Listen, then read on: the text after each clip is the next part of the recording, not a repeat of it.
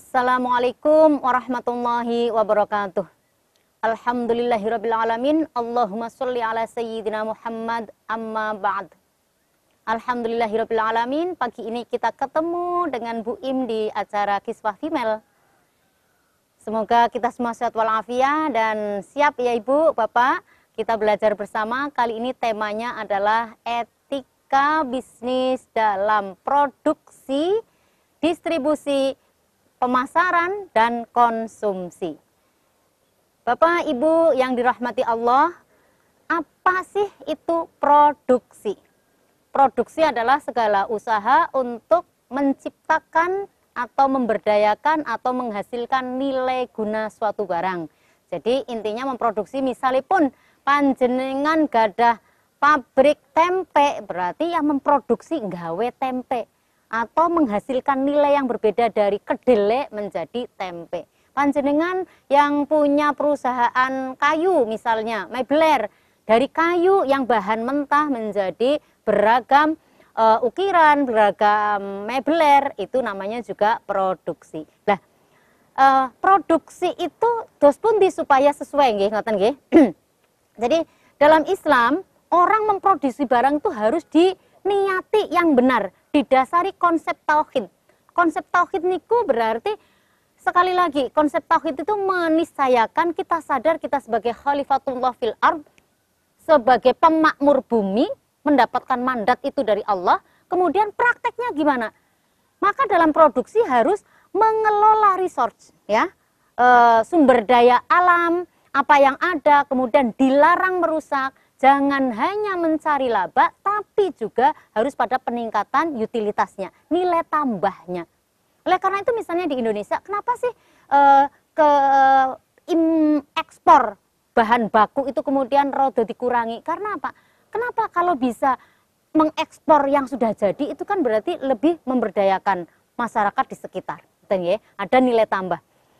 Nah, dengan melibatkan, tetap jangan lupa, konsep istikhlaf. Konsep istikhlaf itu yakin kita itu sebagai manusia, itu harta yang kita miliki itu hakikatnya milik Allah, kita hanya dititipi. Sadar bahwa kita hanya dititipi, maka kemudian jangan melampaui batas.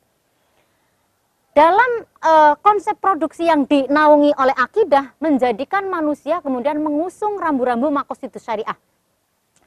Jadi memproduksi itu untuk apa? Melindungi lihidziddin, ya, ad-daruriyat al-khams itu ada 5. Jadi melindungi agama, melindungi jiwa, melindungi akal, melindungi keturunan, dan melindungi harta.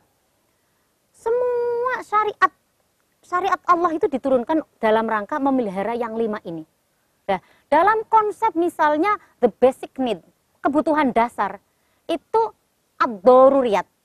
Kebutuhan dasar itu ada pangan, sandang, papan, kemudian di Indonesia ditambah pendidikan dan kesehatan. Kalau misalnya mau memproduksi yang ad-daruriyat ini, maka semuanya itu harus dimaksimalkan dengan baik. Contoh misalnya, Indonesia membutuhkan pangan, sandang, papan, pendidikan, kesehatan tadi. Maka kemudian semua hal yang bisa memaksimalkan produksi ini harus dikawal, harus diberi ruang. Dan produksi-produksi yang bukan kebutuhan dasar itu bisa menduduki kebutuhan yang kedua, yaitu yang hajat. Itu harus seperti itu. Oleh karena itu, produsen harus menjunjung tinggi akhlak dalam produksi. Akhlak dalam produksi apa? Yang pertama adalah menghindari eksternalitas, menghindari negatif eksternalitas. Karena apa? Ini pasti akan merugikan masyarakat. Eksternalitas adalah manfaat yang tidak secara langsung diberikan oleh pelaku usaha kepada masyarakat sekitar. Karena aktivitas ekonomi yang dilakukan itu pasti akan ada dampak negatifnya. Jadi misalnya industri batu bara, maka menjadi pencemaran lingkungan. Nah, biasanya kan untuk memaksimalkan produksi, memaksimalkan harga laba, pembisnis itu AB tuh dengan dampak-dampak eksternalitas seperti ini. Ya, itu makanya dalam produksi harus menghindari dampak negatif eksternalitas ini. Kemudian yang kedua, efisiensi produksi dan keseimbangan alam. efisiensi positif ya, kan ada efisiensi yang negatif, ada yang positif. Ini harus yang positif. Ini bisa mendorong produsen untuk terus-menerus melakukan riset, pengembangan supaya apa? Menekan efisiensi yang negatif. Jadi misalnya dengan memanfaatkan teknologi yang lebih bagus sehingga limbahnya lebih terkontrol. Kemudian sumber daya alam, modal, tenaga kerja itu harus dimanfaatkan semua. Misalnya tentang tanah sebagai faktor yang bisa memacu efisiensi positif. Tanah yang mati dalam Islam ada konsep ihyaul mawat. Jadi kenapa tanah yang mati itu harus dimakmurkan? Supaya tidak terjadi gap antara si miskin dan si kaya. Supaya yang miskin itu dapat pekerjaan. Gitu. Itu diantaranya. Kemudian etika produksi yang ketiga yaitu mengutamakan produksi sektor doruriyat. Apa itu? Misalnya ketika produsen berkonsentrasi untuk menjaga hifdzun nafsi, ya, menjaga jiwa, berarti bahan pangan papan sandang begitu ya, maka industri di bidang pertanian, peternakan dan perikanan akan digalakan dengan baik supaya Indonesia bebas impor bahan pangan, beras dan lain sebagainya. Lah, prinsip produksi berdasarkan Maqasidus Syariah yang pertama diantaranya adalah prioritaskan produksi harus dengan prioritas kebutuhan. Jadi yang kebutuhan dasar pangan, sandang, papan, pendidikan, kesehatan itu harus diutamakan dari sektor-sektor lain. Kemudian yang kedua, kegiatan produksi harus memperhatikan aspek keadilan sosial dan ibadah. Jadi misalnya produksi dalam zakat, infak, sedekah, wakaf seperti apa itu harus diperhatikan. Dan tidak boleh dalam produksi ini ya dilakukan dengan mengelola sumber daya alam sebaik mungkin, tidak boros, tidak berlebihan, dan distribusinya harus dilakukan dengan cara yang adil dan antara pemilik modal, pengelola, masyarakat, stakeholder itu harus adil semua. Kemudian etika distribusi yang terakhir adalah bertujuan untuk kemaslahatan individu, keluarga, masyarakat, dan negara. Ini tadi etika dalam berproduksi ya. Jangan hanya mencari laba tanpa memperhatikan keseimbangan alam, merusak alam. Itu juga tidak boleh. Berarti hasil dari produksi itu harus halal, thayyib, memberikan manfaat dan kualitasnya tepat, baik, benar, tidak membuat kerusakan. Begitu. Etika bisnis, etika dalam distribusi dan pemasaran. Jadi distribusi tadi kan produksi, memproduksi barang ya, menciptakan atau menambah nilai guna suatu dari bahan mentah begitu ya. Kemudian sekarang yang distribusi, menyampaikan barang atau jasa dari produsen kepada konsumen. Tujuannya apa? Tujuan dari distribusi menjaga kesinambungan produksi. Dengan didistribusikan akhirnya sampai ke konsumen, dikonsumsi, ada permintaan lagi, memproduksi lagi. Nah, setelah diproduksi kemudian didistribusikan, ketemu butuhnya pemasaran. Pemasaran adalah usaha atau kegiatan yang diarahkan untuk menawarkan barang dagangannya. Tujuannya apa? Untuk memuaskan pembeli atau orang yang menginginkan itu, gitu ya. Lah, berarti dalam proses pertukaran itu melibatkan kerja, penjual harus mencari pembeli, menemukannya, kemudian nanti terpenuhi kebutuhan si konsumen. Dalam hal ini kemudian banyak sekali ya dalam caranya menawarkan barang, mempromosikan, termasuk itu berarti di manajemen marketing ya. Tapi apa ya etikanya atau akhlaknya dalam hal pemasaran?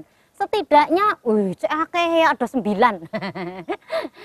Ya, tidak harus disebutkan, yang penting saja ya. Yang pertama adalah harus memiliki kepribadian spiritual. Nah, jadi siapapun ya, karena semua usaha kita, apapun pola kita di dunia ini harus diniatkan ibadah, maka harus takwa.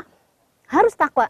Selalu mengingat Allah, bahkan dalam suasana kepepet ya, diseneni karo pelanggan, ya tetap bagaimana caranya memberikan pelayanan yang bagus. Tetap apapun ini semuanya tidak lepas dari takdirnya Gusti Allah. Itu seperti itu. Jangan putus asa kalau ada yang nyenen-nyeneni. Sekarang hari Senin jadi nyenen-nyeneni. Kemudian berlaku baik dan simpatik. Jenengan itu jadi seller, jadi manajer marketing. Panjenengan itu jadi dropshipper. Panjenengan itu jadi pengelola marketplace. Marketplace. Ya, panjenengan itu harus simpatik dan sidik gitu loh. Benar, jujur. Kemudian yang selanjutnya, etikanya orang di pemasaran berlaku adil dalam berbisnis. Tidak membeda-bedakan konsumen. Saya itu ya kalau belanja ke pasar, ibu-ibu itu kalau belanja sayur di pasar, itu kan pengennya mendapat nilai yang berbeda toh Mbak, maksudnya harga yang lebih murah dari kalau belanja di warung. Lah, dumeh aku langganan, dumeh aku ngecer, kok regane podo. Ya jadi kalau saya beli di warung tomat setengah kilo regane 10.000. Nang pasar ya 10.000. Ya penginku kan beda sama dengan tengkulak. Yang ngono apa bedane? Itu namanya beda-bedakan. Artinya apa? Harusnya kan ketika saya belanja ke pasar langsung, berarti kan saya ke orang pertama ya, mestinya harganya sama dong. Kalau harganya dibedakan ya alung tuku ning warung jejerku omah. Ya, itu juga saya sebagai etika konsumen salah sih. Lapo? Ya, orang kan senang tuku ning swalayan, mung tuku sabun mandi sitok lho tak tuku ning swalayan. Itu namanya tidak mangayu bagyo UMKM dan usaha-usaha kecil mikro menengah. Oke, itu termasuk juga etika. Kemudian selanjutnya adalah bersikap melayani dan rendah hati, khidmah, berikan pelayanan yang maksimal, pelayanan yang prima kepada pelanggan kita. Kemudian selanjutnya, menepati janji dan tidak curang. Menepati janji itu nanti prakteknya dilihat dari ketepatan waktu, menyerahkan barang. Ya, makanya sekarang kan kalau di bisnis-bisnis online enak banget ya. Chat, nanti sudah ada, nanti perkiraan nyampe tanggal segini-segini. Kalau ternyata enggak, ya langsung komplain. Dan kalau satu kali saja panjenengan blejani janji, mengkhianati janji, pasti ora bakal dikasih bintang, kasih bintang 1 aja. Artinya apa? Kepercayaan pelanggan jadi menurun. Selanjutnya kemudian, ketepatan penyerahan barang juga termasuk ketepatan waktu pembayaran serta melaksanakan sesuai dengan kontrak yang disepakati. Dan kemudian harus jujur dan terpercaya, ya, amanah, jujur, terpercaya. Misalnya kurir roti, ada cerita, kurir roti ternyata diincipi, digripisi, wah nggak bisa dipercaya, ngalamat ya, panjenengan yang tukang distributor, apalagi distributor tuh, biasanya kan ada, distributor ini nih, biasanya itu ada dalam kemasan atau produksi tertentu itu ada hadiahnya, beli berapa ada hadiahnya, lu harus diintip dulu, termasuk nggak amanah itu. Kemudian tidak boleh berburuk sangka suudzon dalam kita mempromosikan barang atau dagangan kita. Tidak boleh menjelek-jelekan barang orang lain, apalagi dengan ghibah, dengan fitnah dan lain sebagainya. Nggak boleh leh, nggak boleh leh ya. Jadi harus saling menghormati antar sesama pedagang. Ini tadi konteksnya kan marketing, ya penjual juga. Karena apa? Dengan tidak menjelekkan, artinya enak banget ya. Kayak misalnya di mana ya? Ada yang orang jualan jejer-jejer, jualan pecel kabeh. Dimanapun saya belinya gitu ya. Dimanapun di sana di depan Masjid Al-Akbar. Itu penjual pecel Madiunnya enak banget toh. Jadi walaupun jejer-jejer itu nggak saingan. Karena misalnya ini yang pertama datang Mbak Mei ya. Berarti tadi warung ini kosong sing kei Mbak Mai. Ketika ada datang pelanggan lagi, walaupun datangnya di Mbak Mai itu, tapi yang datangnya di Mbak Mai, di warung satunya, satunya yang kosong itu yang ngasih ke pelanggan. Keren banget kan? Mestinya seperti itu. Jadi bisa bahagia bersama, ora oyo-oyoan. Itu biasanya kan nuwun sewu toh. Pak Abang becak di pojokan terminal juga kayak gitu kan, sampai pelayan meh ketelindes dan lain sebagainya. Itu karena apa ya, tidak api-apian aten ya. Walaupun sudah antri, itu sudah antri mas, Sing depan dulu begitu ada pelanggan ya berarti yang depan. Tapi karena ngerti mau kemana Bu? Badhe teng Wedi Pak, kan cedak. Bayarnya mung 5.000 gak gelem. Dikekno sing mburi. Kuwi lho ya, saya sebagai pelanggan loh tersinggung tahu. Ya, jadi seperti itu ya. Etikanya bagaimana Serawung sebagai pedagang, sebagai supplier dan lain sebagainya. Selanjutnya etika konsumsi ya. Apa itu sih konsumsi? Jadi perilaku seseorang dalam menggunakan dan memanfaatkan barang dan jasa untuk memenuhi kebutuhannya. Konsumsi. Gampangane ada penjual gorengan, saya yang memakan. Tujuannya apa? Karena saya lapar. Berarti saya yang mengkonsumsi. Yang memproduksi siapa? Penjual gorengan. Nah, yang menjual gorengan dia tadi memasarkan sendiri atau titipkan orang lain, terserah. Gitu ya. Yang jelas semuanya ini yang memproduksi juga ada etikanya. Yang memproduksi misalnya gorengan jangan terlalu pakai MSG yang banyak, itu juga masuk ke etika. Dalam aturan hukumnya nggak apa-apa, tapi etikanya marahi, ngeracun gitu ya. Nah, kemudian dalam pemasarannya tadi misalnya ya tadi yang belum sempat saya sebutkan yaitu bersainglah secara sehat. Bersaing secara sehat misalnya gorengan ini dengan MSG supaya saya lebih laku atau lebih memberikan sehat gitu ya, produk yang berbeda saya dengan tidak memakai itu misalnya. Tapi nggak usah menjelek-jelekan. Kemudian dalam memasarkan produk nggak usah pakai nyogok-nyogok, nggak usah riswah ya, nggak boleh. La'anallahu rosi wal murtasi, yang menyuap maupun yang menerima suap sama saja nggak boleh. Artinya apa? Supaya tender kita dipilih maka nyuap. Supaya yang bisa nyetok buku-buku lembar kerja siswa dulu LKS ya ke sekolah-sekolah supaya dipilih juga dengan suap, itu juga nggak boleh.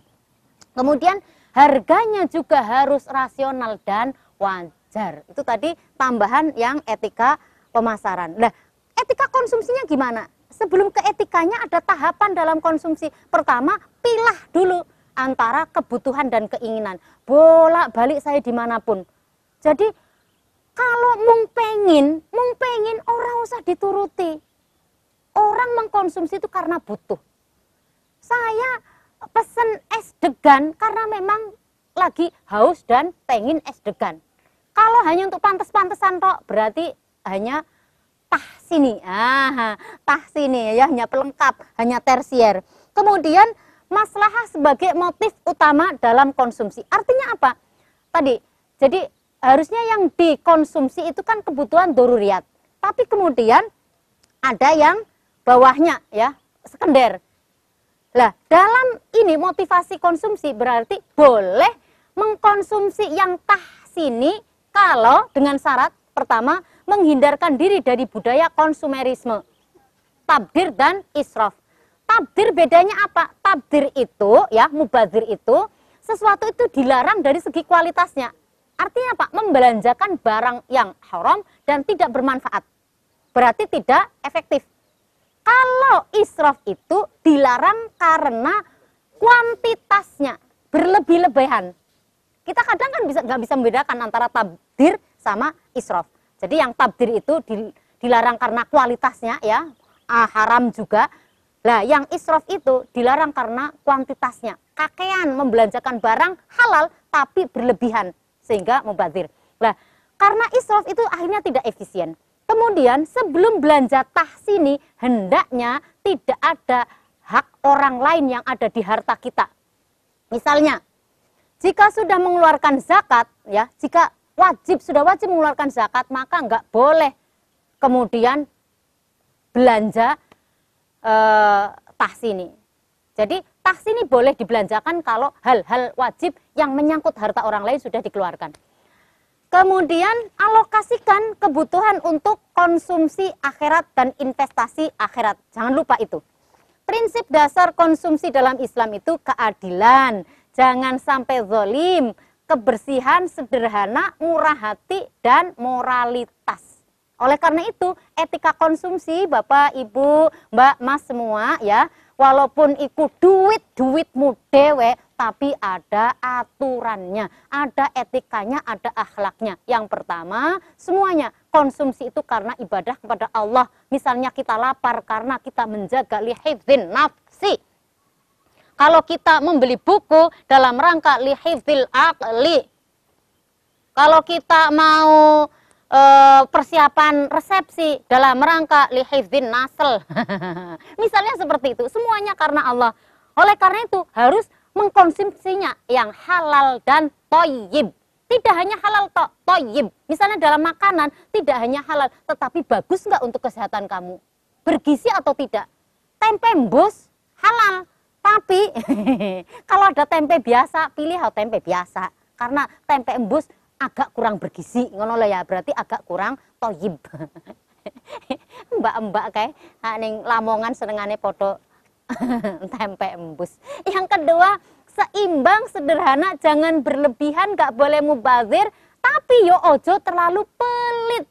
Jadi sikap tawazunnya, seimbangnya itu harus diperhatikan. Ada orang yang terlalu pelit banget sama dirinya, ora pernah blas menghargai dirinya sendiri. Kemudian bebas ya, bebas tapi terbatas. Nggak boleh sampai melanggar hak orang lain. Apalagi mencuri kepunyaannya orang lain. Yang keempat, harus bertanggung jawab. Ya, setelah bebas tadi, ada keseimbangan dalam masyarakat dan harus mempertanggungjawabkan.